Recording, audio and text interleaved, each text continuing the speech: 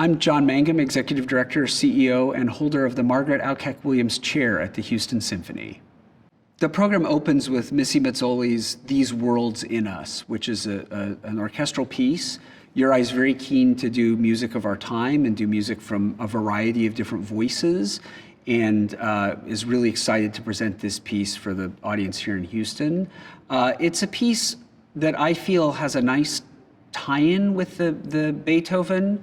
You know, the Beethoven was written during wartime. It was written during the Napoleonic Wars, and the Funeral March, I think, reflects that upheaval in Europe at the beginning of the 19th century. Missy Mazzoli's piece is really about her father and his memories of the Vietnam War that, you know, in her words, he carried inside of himself. And, you know, that's the reference, these worlds in us. There are all these layers and depths of experience that we may not know and that a person close to us may not articulate, but that are there nonetheless. And so in this piece, she's trying to explore that world musically. And so I think, you know, it ties in nicely with the overall sense of the festival as being about composers and using music to express certain elements, you know, tragedy, triumph, however you want to cast it, but explore certain emotional depths through their music.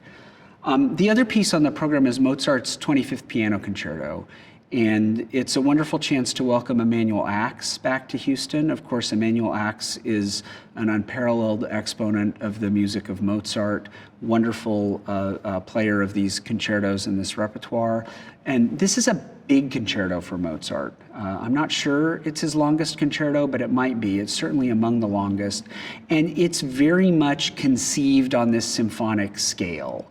And so in the sense that Mozart is kind of pushing his way toward what Beethoven finally realizes in the Eroica Symphony, we get that sense of scale and breadth of invention in this 25th Piano Concerto. So I think it makes a nice, it sort of points the way. It's a signpost on the road to the Eroica Symphony, and then we hear the Eroica Symphony in the second half as the sort of realization of what's inherent in the Mozart.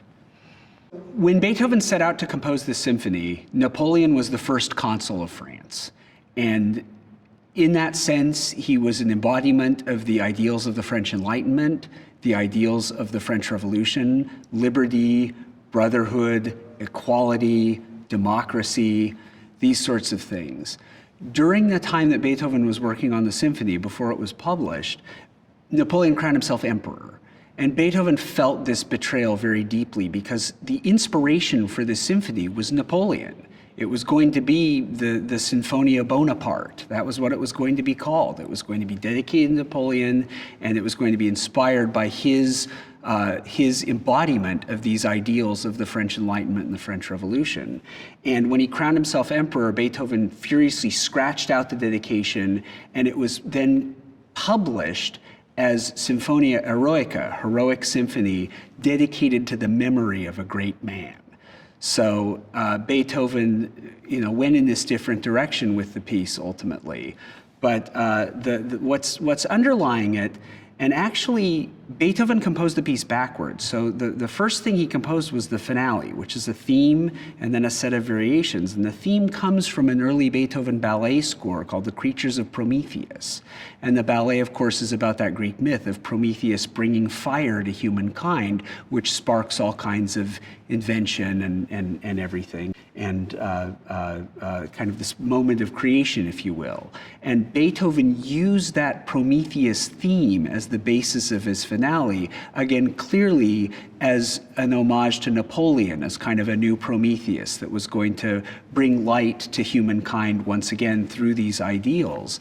And, you know, when Napoleon abandoned all that and crowned himself emperor, Beethoven got mad and changed direction. So hence the title Symphonia Eroica. So it is about a hero, but it becomes much more abstract in that sense when you remove the Napoleon reference.